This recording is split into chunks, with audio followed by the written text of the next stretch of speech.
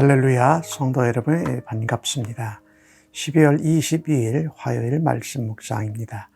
오늘 본문은 베드로전서 5장 8절로 14절까지의 말씀입니다. 먼저 성경을 같이 읽으십시다. 근신하라 깨어라, 너희 대적 마귀가 우는 사자같이 두루다니며 삼킬 자를 찾나니 너희는 믿음을 굳건하게 하여 그를 대적하라. 이는 세상에 있는 너희 형제들도 동일한 고난을 당하는 줄을 알미라. 모든 은혜의 하나님, 곧 그리스도 안에서 너희를 부르사 자기의 영원한 영광에 들어가게 하신 이가 잠깐 고난을 당한 너희를 친히 온전하게 하시며 굳건하게 하시며 강하게 하시며 터를 견고하게 하시리라. 권능이 세세 무궁토록 그에게 있을지어다. 아멘. 내가 신실한 형제로 아는 실로아노로 말미암아 너희에게 간단히 써서 권하고 이것이 하나님의 참된 은혜임을 증언하노니 너희는 이 은혜에 굳게 서라. 택하심을 받은 바벨론에 있는 교회가 너희에게 문안하고 내 아들 마가도 그리하느니라. 너희는 사랑의 입맞춤으로 서로 문안하라. 그리스도 안에 있는 너희 모든 이에게 평강이 있을지어다. 아멘. 베드로 사도는 흩어진 교회와 성도들, 특별히 고난 가운데 있는 교회와 성도들에게 편지를 보냈지요. 그 편지의 주된 내용은 성도의 구원, 성화였습니다. 그 다음에 순종하라는 것이었어요.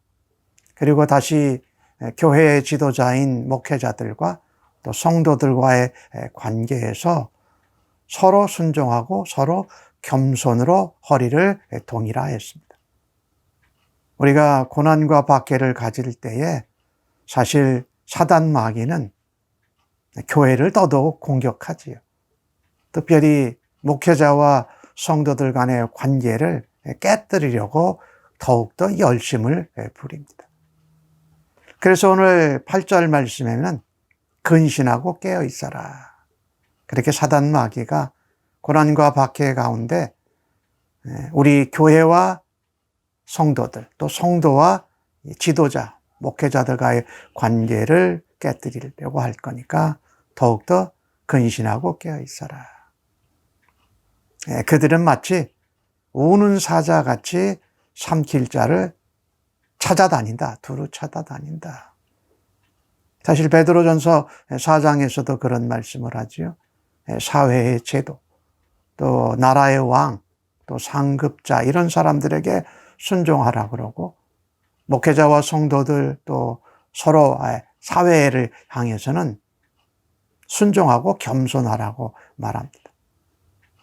어제 말씀에는 모든 염려, 고난 가운데, 박해 가운데 우리가 겪게 되는 모든 염려와 걱정을 다 주께 맡겨버려라. 기도하라는 거죠. 하나님께 주님의 이름으로 내놓으라는 것이지요. 그리고 염려를 주께 맡겨라. 염려는 걱정은 너희 것이 아니라 주님께 맡기면 예수님이 것이다. 그런데 오늘 영적 대적인 사단 마귀죠.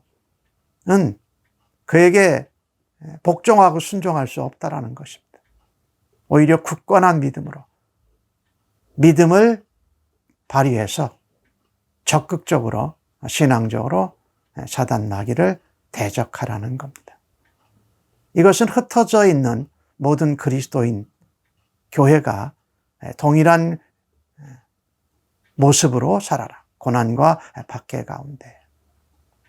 사실 우리가 고난과 박해를 당할 때에 사단 마귀의 공격은 더욱더 집요하게 나타납니다. 우리가 고난과 박해 때문에 어려워하는데 그 가운데 사단 마귀가 누군가를 동원해서 우리를 더 아프게 하고 우리의 믿음을 더 약하게 할 수 있기 때문에 그러면 더 소극적으로 돼요, 우리가. 예를 들어 볼까요? 욥의 경우에 하나님이 욥의 신앙의 순수성을 보장하시면서 사단 마귀가 시험자로 오잖아요.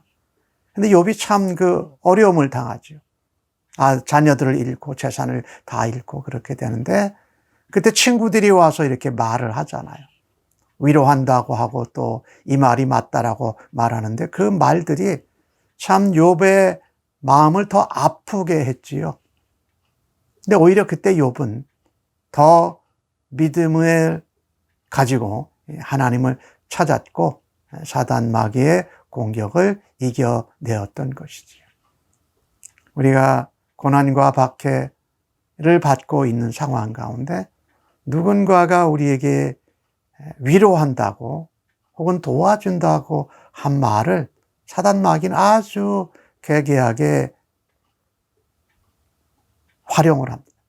더 아프게 하고 더 힘들게 하고 믿음이 더 연약해지도록 그렇게 한다라는 거죠. 그때 오히려 굳건하게 믿음을 세워서 사단 마귀를 대적해라. 고난과 박해 가운데 우리가 더 믿음이 소극적으로 약해질 수 있는데 믿음으로 더 주님 앞에 나아가라. 그때 오늘 베드로 사도는 10절에서 그런 얘기를 하죠. 너희를 부르신 하나님의 은혜, 너희를 택하여 부르셨다. 하나님의 자녀로. 고난 가운데에도 믿음으로 사단 마귀를 대적하면서 하나님의 능력과 하나님의 살아 역사하심을 드러내라는 것. 너희를 부르시고 택하셔서 영광의 자리에 들어가게 하신다. 그래서 이 영광의 자리에 비하면 고난은 잠깐이다. 그래서 고난은 잠깐이고 영광은 영원하다. 그러니 고난의 때에 순종하고 겸손하되 사단 마귀 영적인 대적에게는 적극적으로 믿음으로 그들을 대적해서 물리치라고 말씀합니다. 오늘 10절 말씀에 그렇게 하겠죠. 잠깐의 고난. 이 박해받는 것도 어렵고 고난도 어려운데 사단 마귀가 우리를 삼킬 자같이 사자같이 쫓아올 때 오히려 그 기간에 고난을 통해서 더욱더 믿음이 굳건해지게 하신다. 믿음이 강하게 하신다. 또 우리의 믿음이 온전하게 성숙하게 하신다.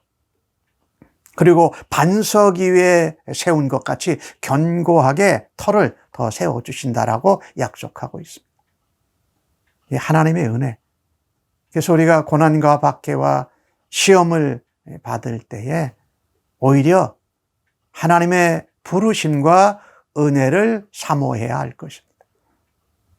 오히려 그 잠깐의 고난과 박해와 시험을 통해서 우리를 강하고 굳건하게 견고하게 세우시는 하나님의 은혜를 기억하십시다. 그리고 오늘 사도 베드로는 실루아노와 마가의 이야기를 합니다. 실루아노를 통해서 너에게 이 하나님의 은혜를 증언했다. 은혜 위에 굳게 서라.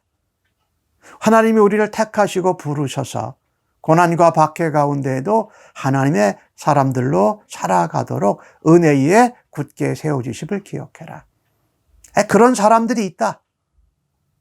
예를 들어서 이 편지를 대신 쓴 실로아노가 그렇고 이전에 선교 여행을 1차에 갔다가 돌아온 마가 요한이 내 믿음의 아들이다. 그런 순간들을 이겨낸 사람들이라는 겁니다. 13절에 오늘 또한 말씀하기는 바벨론에 있는 교회가 너희에게 문안한다.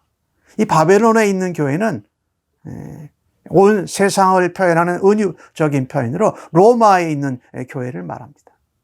로마의 핍박과 박해를 받는 그리스도인들이 있으니까 그 로마에서 그것을 직접 받고 있는 성도들은 어떨까? 교회는 어떨까? 그런데 그 교회와 성도들이 너희에게 문안을 한다. 이 말씀은 뭐냐면요. 우리가 고난과 박해 가운데 너희가 받는 고난과 박해를 함께 받는 믿음의 백성들과 교회가 있다. 그것이 우리에게 은혜가 되고 우리에게 서로 사랑하고 하나 되는 입맞춤으로 서로 인사한다고 말하고 있습니다. 우리가 고난과 박해를 받을 때에 또 마귀의 시험과 유혹을 받을 때에 우리는 믿음으로 굳건하게 대적해야 합니다. 그리고 우리를 부르시고 택하신 하나님의 은혜의 자리에 굳게 서서 또 우리와 함께 고난받는 교회와 믿음의 백성, 성도들이 있다는 것을 기억하시면서 이겨내고 승리하고 하나님의 역사를 드러내는 주의 백성들로 오늘도 살아드리십시다. 아멘. 하나님, 오늘도 주신 말씀을 감사합니다. 고난과 박해와 시험과 유혹 가운데 굳건한 믿음으로 사단 마귀의 공격을 물리치면서 살아가겠습니다. 우리를 부르시고 우리를 택하시고 영원한 영광에 부르실 하나님을 사모합니다. 잠깐의 고난을 통해서 우리의 믿음을 강하고 굳세게 견고하게 그리고 성숙되게 하시는 하나님의 은혜를 믿습니다. 오늘도 우리를 대항하는 영적인 세력들에 대해서 하나님의 은혜 서서 그 일을 감당하는 주의 백성들로 살아가겠습니다. 인도하여 주옵소서. 예수님의 이름으로 기도합니다. 아멘.